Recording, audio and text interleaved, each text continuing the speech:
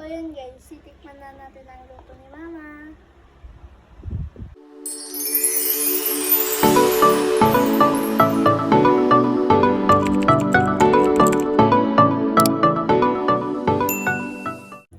Hello mga kananay. So ayan, dahil nga po today is Friday. Ayan, mahal na araw at Semana Santa. Wala naman po kaming ginagawa gaano dito sa bahay. Kaya naisipan ko nga po umunang gumawa ulit ng donut ng aming merienda. Mga kananay, samahan niyo po ako gumawa ulit ng donut. Bali dito na nga ako magtitimpla sa ng stick namin mga kananay.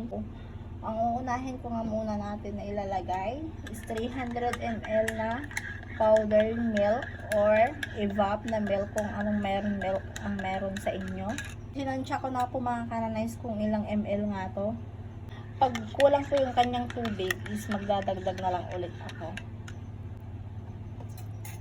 After natin ilagay yung milk na tinimpla natin, maglalagay naman po tayo ng 1 tablespoon sugar. White or brown, any sugar kung anong available kayo sa inyong mga bahay or kusina. Maglalagay din po tayo ng konting asin. Maglalagay na rin po tayo ng 2 eggs, large. Lagay na nga muna natin yung mga ingredients ng ating inilagay. Halo-haloin lang po natin ng mabuti. Hanggang mahalo po ng mabuti yung ating inilagay kanina. Halo na nga natin lahat mga kananays yung ating inilagay kaninang mga ingredients niya. Kaya mga kananays sa bayan, sa mga small groceries, sa mga malalaking groceries, kung anong grocery meron po kayo dyan sa inyo.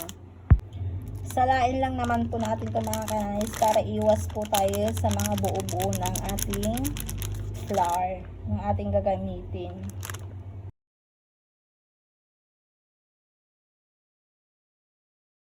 Ayan, nailagay na nga po natin yung kalahati ng 500 grams na all-purpose flour. Haluin lang po natin. At pag kulang nga po yung flour natin is magdadagdag pa nga po tayo mga kananays. Hanggang sa makuha po natin yung texture ng ating gusto. Bali mga kananays, maglalagay nga din po pala tayo ng margarine or margarine. Kung wala naman po tayong margarine sa ating mga bahay, kung ano man pong mayroong available kayo, buttered margarine, na nga po ang ating gagamitin, ay okay na nga yun. Bali, nunaw ko na nga po ito ng mainit na tubig. Ayan, nasa sa atin po talaga ang pagtitimpla. Kung paano po tayo gumawa ng donut. Half tablespoon lang ang ating ilalagay. Nahuli na po yung yes na aking nilagay. Nakalimutan ko pala kanina. So, okay lang. Win lang ulit po natin.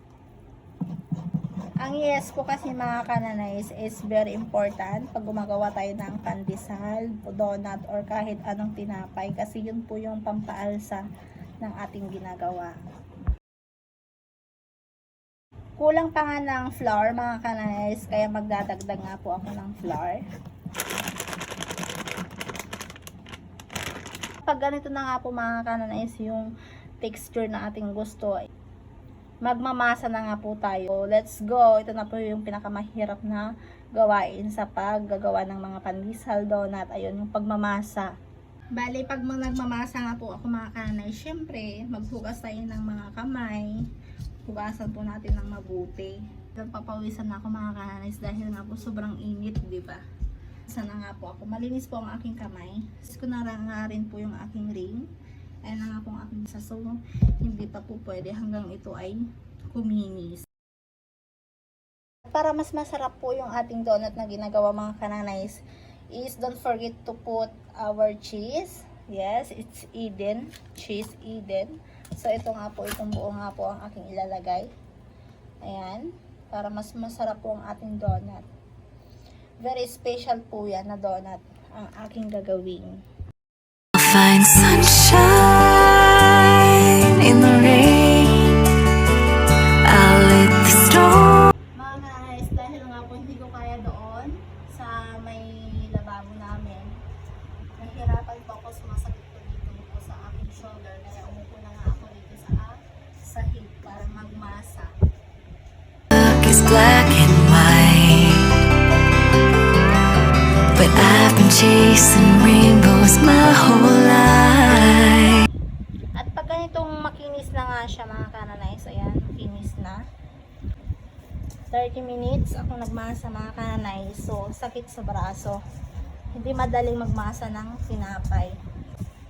Parang napakadali lang tignan pero sobrang hirap po gumawa ng tinapay. Bali, nagpahid lang naman po ako ng kaunting oil sa ibabaw niya. Tapos takpan lang po natin ito ng mahigpit, yung hindi po nakakapasok yung hangin. Nakover na nga po natin mga 45 minutes or 1 hour. 2 hours later. Ito na nga po ang aking tawa. Ayan, lumaki na siya. Tatakpan ulit natin mga 20 minutes. Nagawa lang ako ng sauce. Bilog lang ako ng ganyan, ayan. Ang gagawin kong dot. Pipilog-pilog ko lang kung ganyan. Bali, hindi ko na po siya bubutasan mga kananays dahil nga po ang sabi ko sa inyo is gagawa ko nga ng parang Bavarian, yung may vanilla sa loob. So, ganito lang yung aking gagawin. Gaganito ko lang. May itong proseso.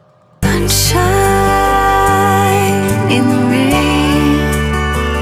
I'll let the storm wash me away to the other side of that one-stop sign. We've been scared of our whole lives. I'll find hope in lonely days. I'll find sunshine in the rain.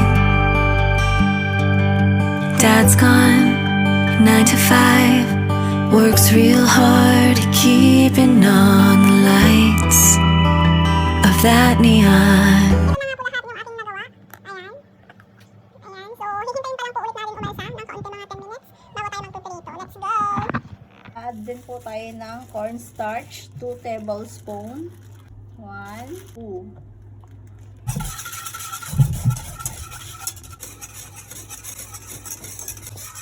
At eto na nga mga kananays, nakuha na po natin yung texture ng ating niluluto or gusto nating texture. Napakabilis lang itong lutuin. Papainitin lang po natin ito ng mabuti, itong mantika, bago natin ilagay yung donut na ginawa po natin.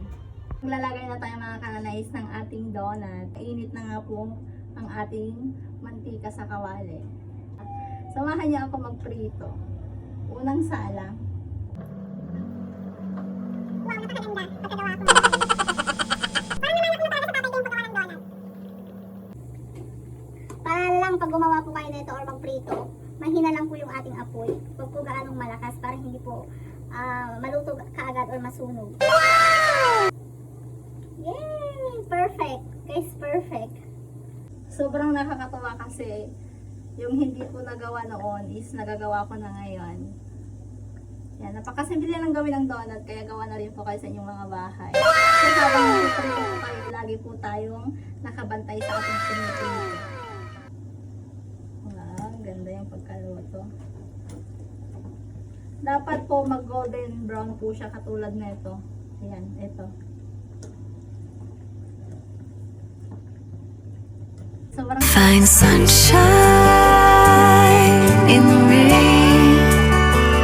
I'll let the storm wash me away. The weather lady's nowhere to be found, 'cause it's always cloudy in this town. I'll find sunshine in the rain. I'll let the storm wash me away to the other side of that one-stop sign. We've been scared of our whole lives. I'll find hope in lonely days. niya. Ngayon, igugulong naman po natin ngayon doon sa sugar powder.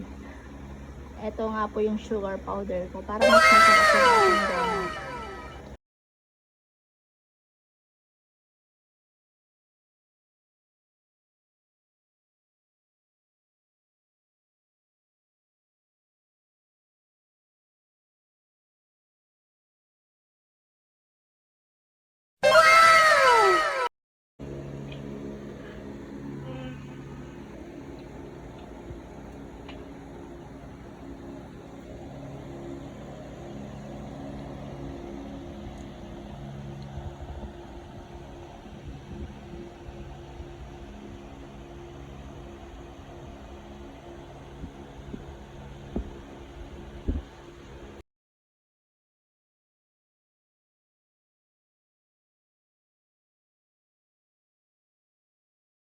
Then guys, sitikman na natin ang luto ni Mama. Mahap, Ma.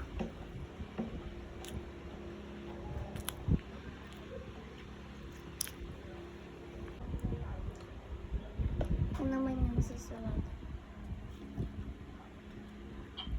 Sarap.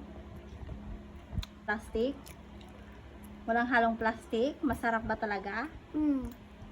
Or plastic? Masarap?